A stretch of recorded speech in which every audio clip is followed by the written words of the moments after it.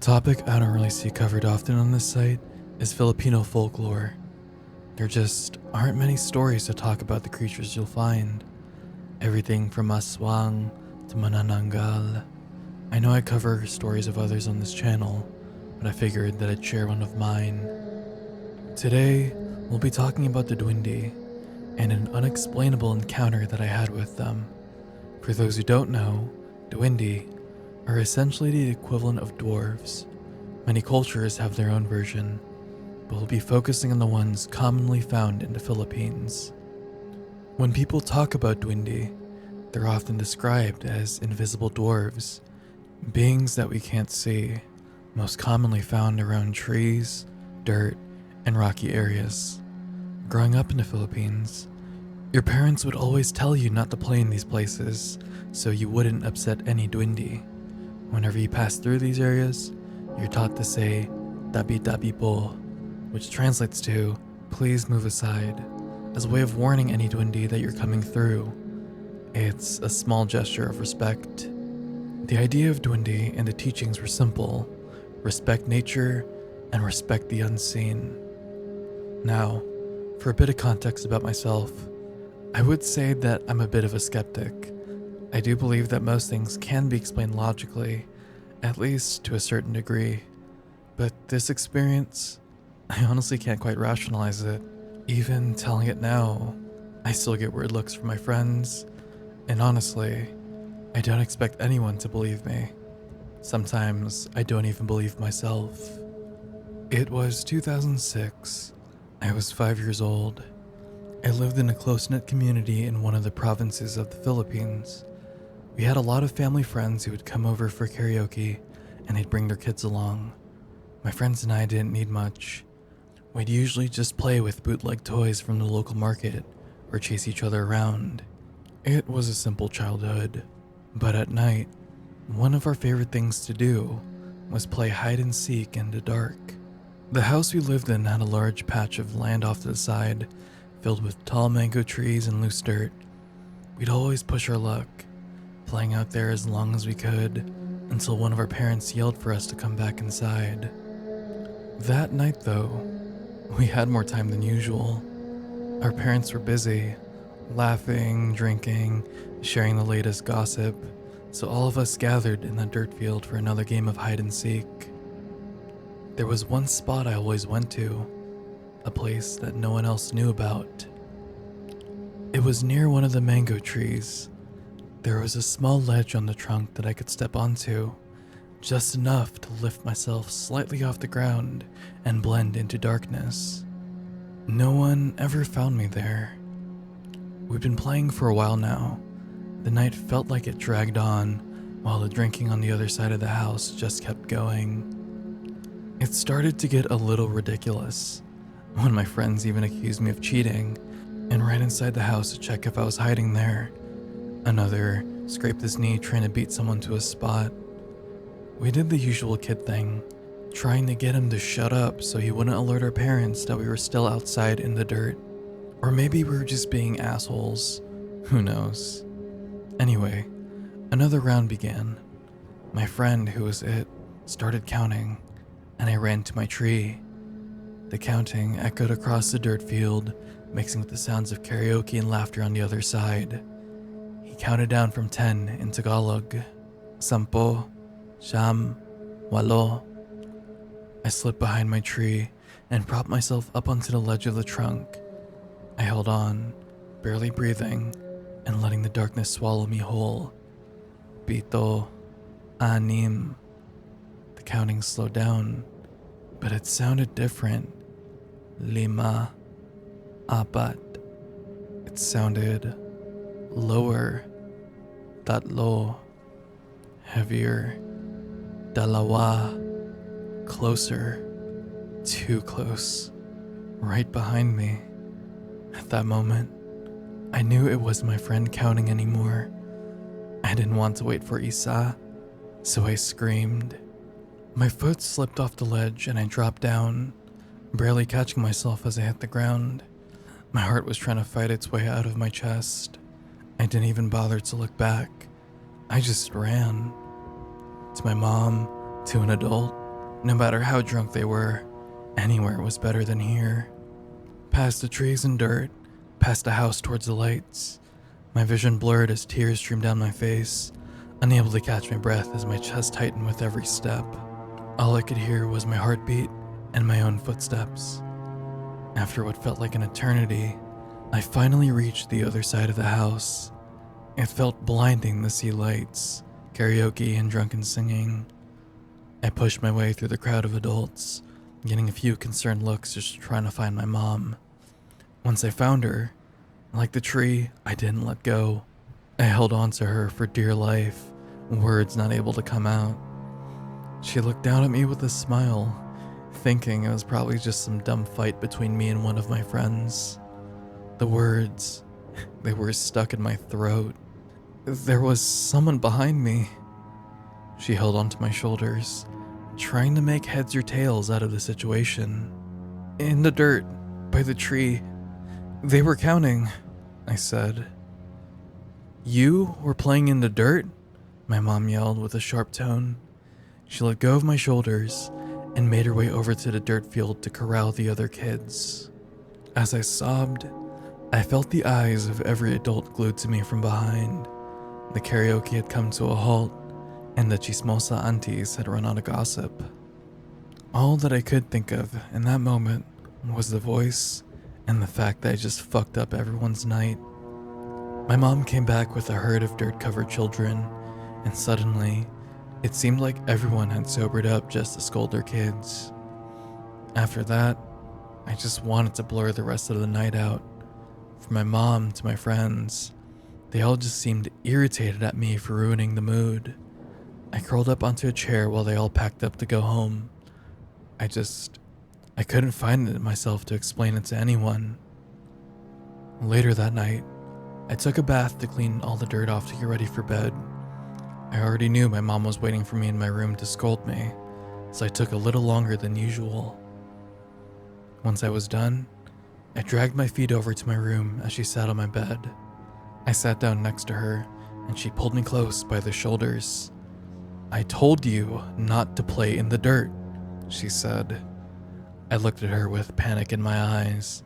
This time, I was determined to get those words out of my chest. I heard counting in the dirt, I frantically exclaimed, pointing out the window. By the tree, there was a voice counting. My eyes watered as I began to recount the situation, but that's when the vice grip that she had on me loosened.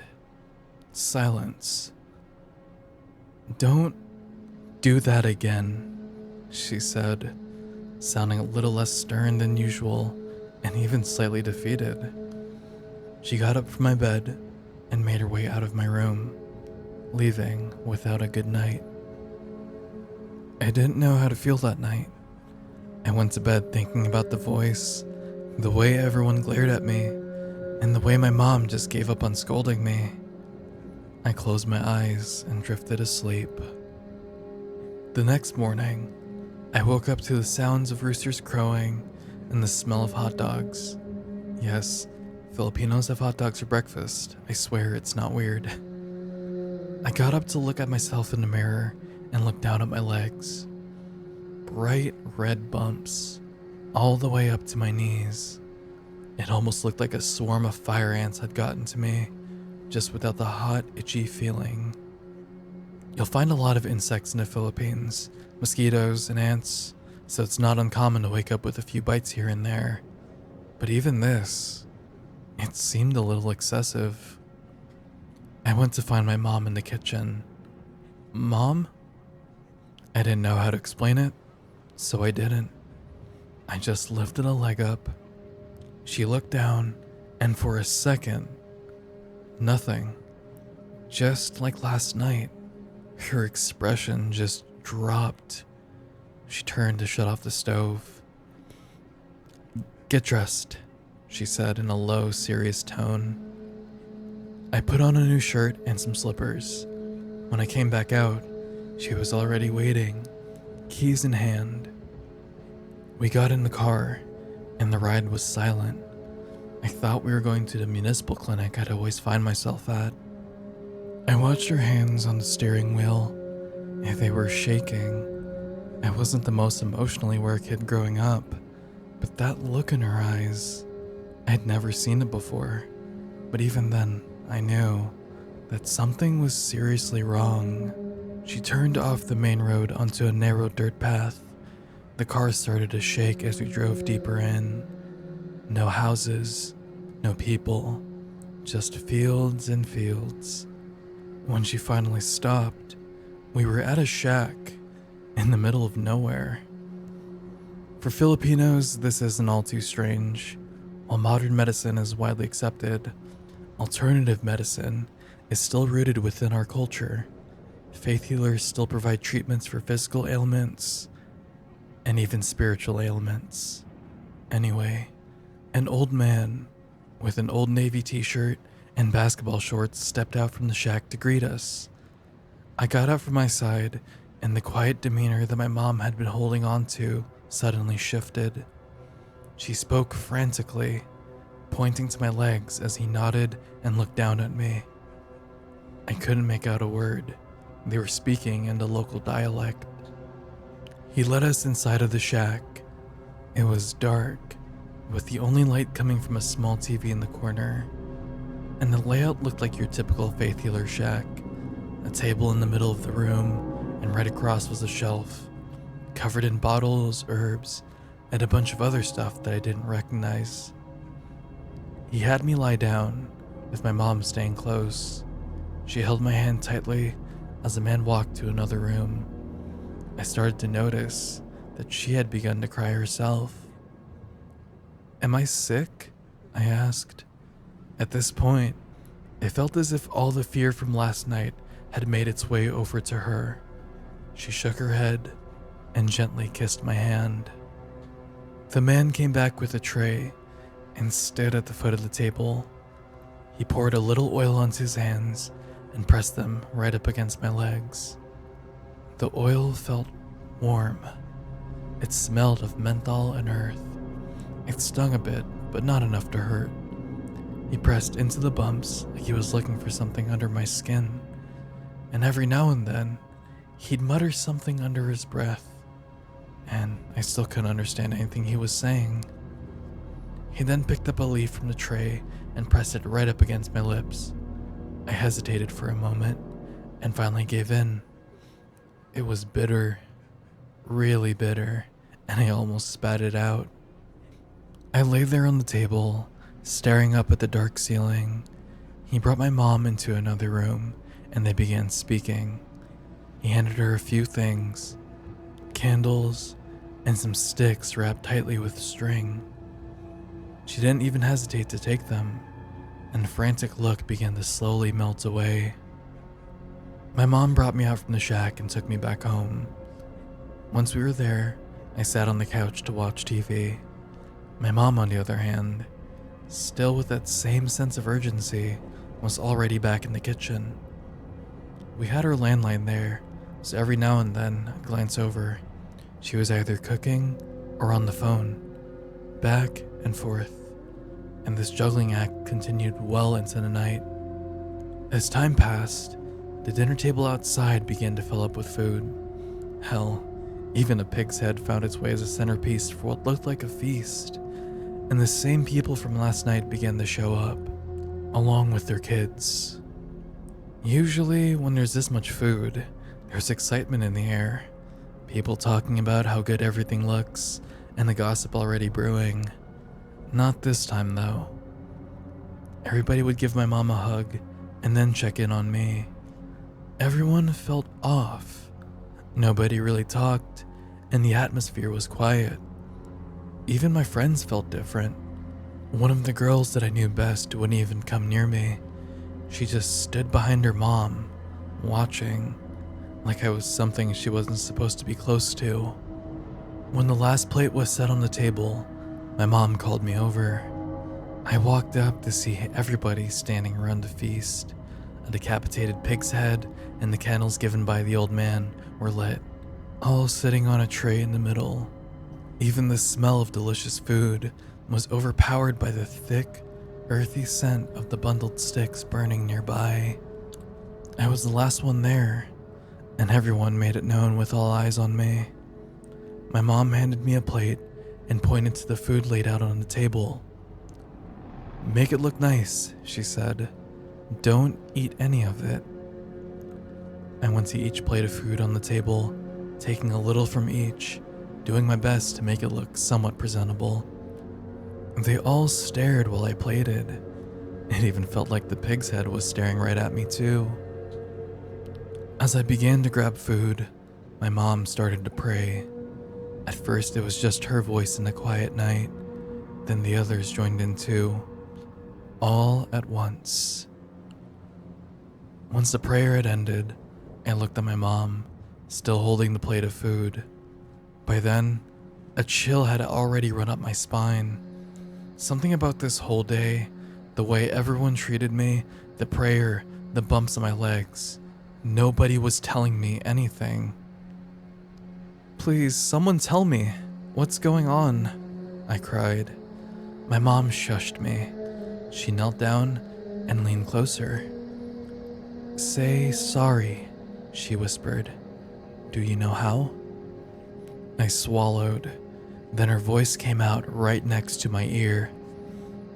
"Tabi tabi po," she whispered. "You're sorry." Her voice was barely there, and it was all I could hear aside from the crackling of the candle. She brought the tray over to me, and I set the plate of food down. My mom then placed the tray back into my hands. "Go," she said, planting a kiss on my forehead. "Where you heard him." I froze. For a moment, I didn't understand what she meant. Then it hit me.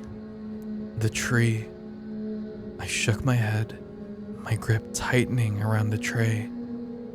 "No," I whispered, my voice shaking, not sure if I was ready to face everything all over again. My mom didn't raise her voice. She leaned in even closer. "Please, don't make him wait." My stomach dropped. The tray felt heavier in my hands, as if the weight of her words was trying to knock it down. "You go, leave it there, and say sorry. Don't run, walk." Not a single word was said after that. Like the Red Sea, the circle of neighbors parted itself to the path, back to the dirt field. At this point, I knew that it wasn't just everyone's drunken night that I messed up. It was something else, something worse, something I didn't understand. I gulped and started walking, slowly, balancing the tray, the candle flickering with every step.